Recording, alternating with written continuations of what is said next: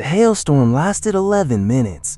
The men in matching polo shirts lasted 3 weeks. They came the next morning, going door to door with clipboards and concern. And by Friday, my neighbor Helen, 78, widowed, kind to a fault, had signed a $28,000 roofing contract.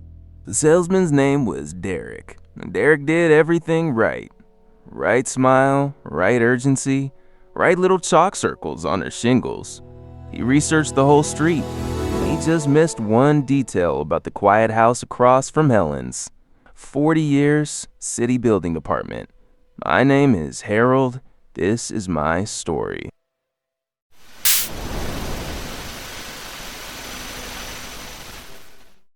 For 40 years, I inspected this town's roofs, foundations, and everything between. 4 decades of crawl spaces and ladder rungs of telling contractors to do it again and do it right.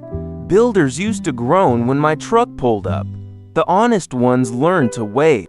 My wife Ruth passed 3 years ago. Her best friend since grade school lives across the street, Helen. At the funeral, Helen held my hand and promised to check on me. Somewhere in there, I promised Ruth quietly that it would work both ways. Helen brings me casseroles I don't need, and I fix things she doesn't ask about. Her hinges don't squeak, her gutters run clean. It's a good arrangement, built mostly on pie and stubbornness. Ruth would approve. Then came the June storm. Hail like mothballs, 11 loud minutes. And honestly, this town got lucky. A few dented gutters, some shredded petunias, roofs like Helen's. 30-year architectural shingle, 12 years in, barely felt it. They rolled in the next morning like gulls after a ferry. Out-of-state plates, fresh magnetic door signs, Apex exterior solutions, free storm inspections, today only. In my career, we had a name for outfits like that. Storm chasers, they harvest disasters, or invent them. Derek worked Helen's porch like a stage. I watched from my window, the sympathetic head tilt, the urgent phone glance, the laminated photos of somebody else's destroyed roof. 20 minutes later, he was up her ladder with a hammer in his tool belt. Nobody brings a hammer to an inspection.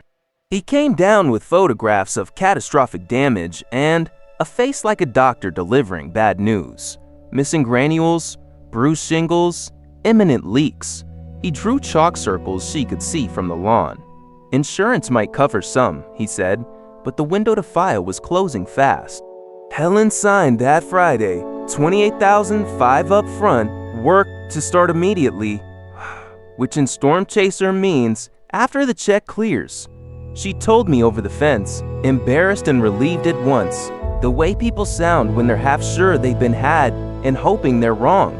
By Sunday, I'd counted Apex yard signs on 4 more lawns. The Kellers, the NG, Old Bill with the oxygen tank, all widowed or past 80, all suddenly owning catastrophically damaged roofs on the luckiest street the storm ever skipped. Monday, before 6, I put on my old boots and climbed Helen's roof with her blessing and my camera. 12-year shingles. I've seen 10,000 roofs. This one had years left in it, except where somebody had helped it along. Hail doesn't hit in patterns.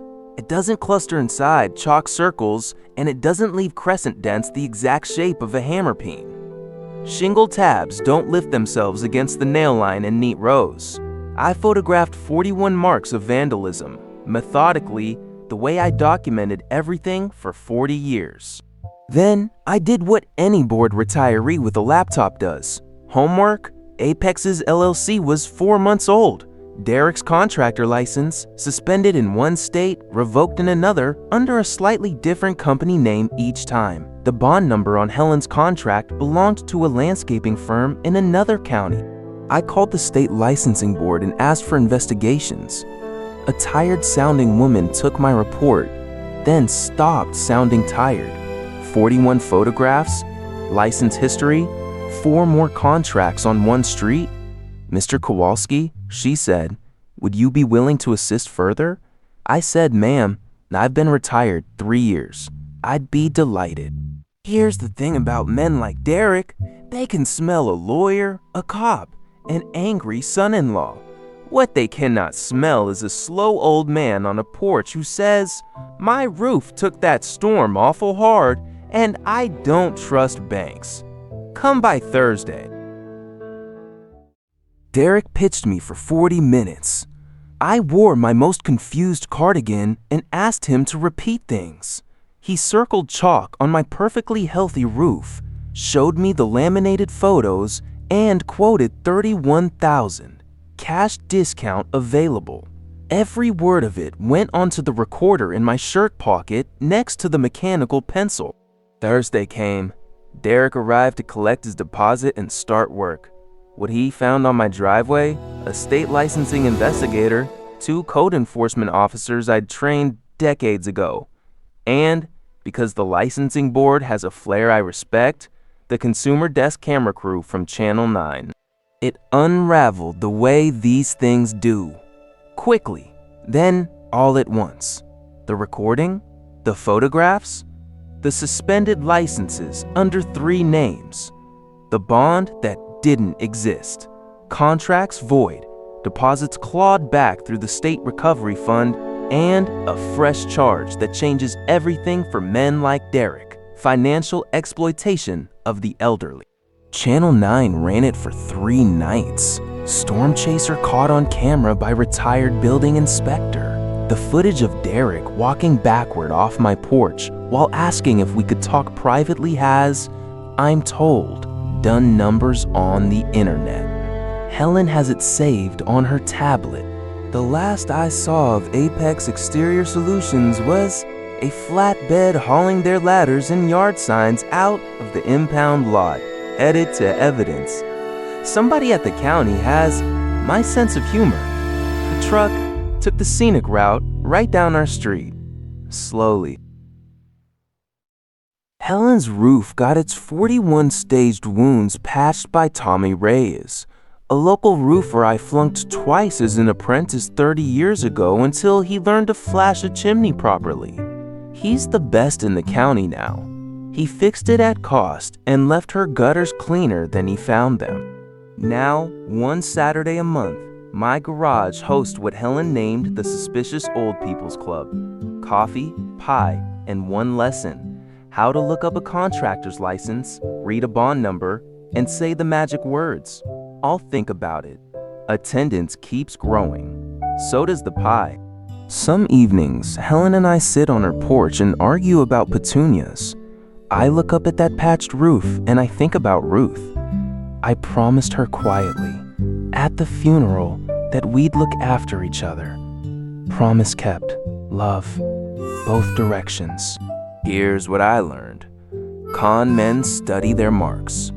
The age, the loneliness, the nice manners.